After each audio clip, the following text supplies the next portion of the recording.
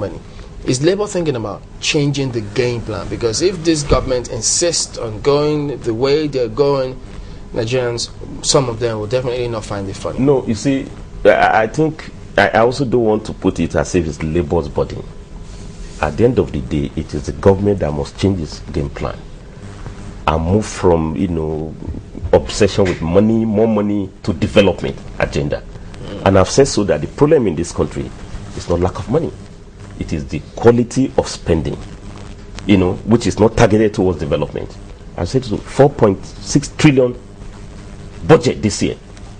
Minister Ngozi Wela said, has raised an alarm, and I want to commend her for the openness. She's also running the figures to see how much has been allocated to our government. And the Minister of Finance have showed that no, even the money we have on the table now, the quality of spending is completely poor. How can we now, what will be enough money for our governors to keep going? Of course, I agree with you. There are a couple of governors who are also, putting development agenda on the table. Undoubtedly about that, we know some of them, but we are saying that they are doing so within the existing resources. And I think we should not reduce. Let me now wrap up. The point I want to raise about petroleum sector is that, you see, the whole idea of deregulation is like one cap fits all to address the whole holistic problem of petroleum industry. And what we are saying is that the problem of petroleum industry is far more rich. I mean, there are more serious issues. You need to revive the refineries. We need to improve local content as done by the PBIB. I mean, why is that PBIB, has not become law? This is a law that President Yar'Adua put in place, and yet all companies have moved forcibly against it because supposed to be local content to give employment. I thought that's what Council of State should sit down to deliberate of, not to be posting more prices on Nigerians. And I want to leave on this note, please. I want to also wrap on this note. You asked Sulaiman about what is the level of employment. I want to dramatize this to you.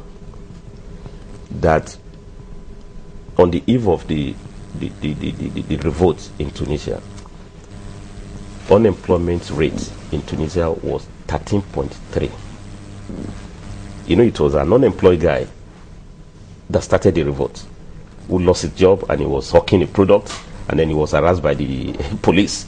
In the process, he got humiliated. He had to set himself ablaze, and which a chain of events from which Arab countries, most of them have not really recovered. Now, what the official figure for unemployment in this country today is 19.3 from Bureau of Statistics. That's official, which is about 20%. But the open employment is close to 50%.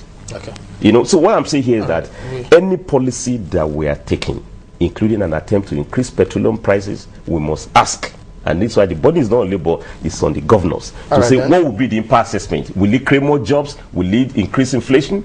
Will it compound more problem? And what we are seeing is that the impact is extremely wholesale negative. And I think we should rethink the debate. It will certainly go on. Yeah. By no means the end of it, but we're completely out of time here. Thank you very much for coming on. Issa Aremu, Vice President.